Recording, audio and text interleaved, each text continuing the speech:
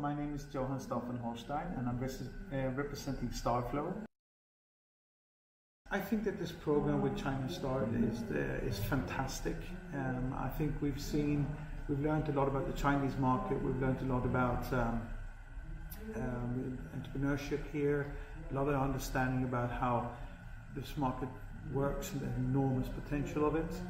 So it's been a fantastic trip. I'm very happy with the program.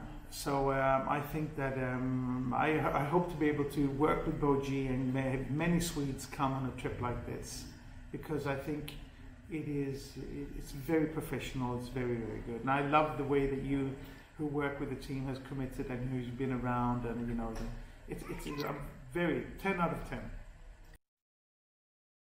The hardest thing is making people understand that there is a willingness to pay. It might be for just 1%, but 1% of the Chinese market is gigantic. It's bigger than countries in Europe, where there's media industry worth billions of dollars. So even with a fraction of a percent, there is a huge potential for this market. And when we start showing up that we can bring real masters to China with the Chinese language, and we can take Chinese masters and spread Chinese culture abroad, it will be fantastic and beautiful for all parties. I met him when he was 18 through my son, and we connected on Facebook, and I then saw that I was already connected to his mother, and I looked at our chat, which dated back to when David was only 14 years old. And she asks me and says, "Can't David become a friend of yours because he's so interested in entrepreneurship?" And so I got really curious and interested about this guy who, you know, when I was 14, I was a kid. And he tells me he's been programming and developing products and companies from the age of 12. And turns out the more I get to know him, the more interesting he is.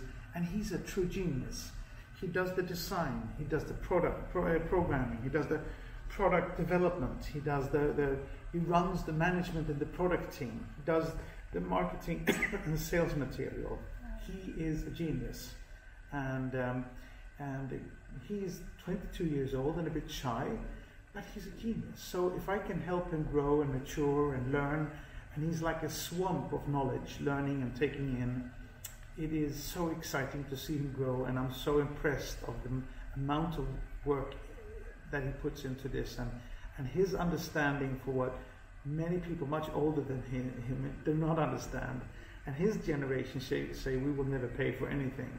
Like my kids, now they're paying for Spotify, for music. They said they would never do that.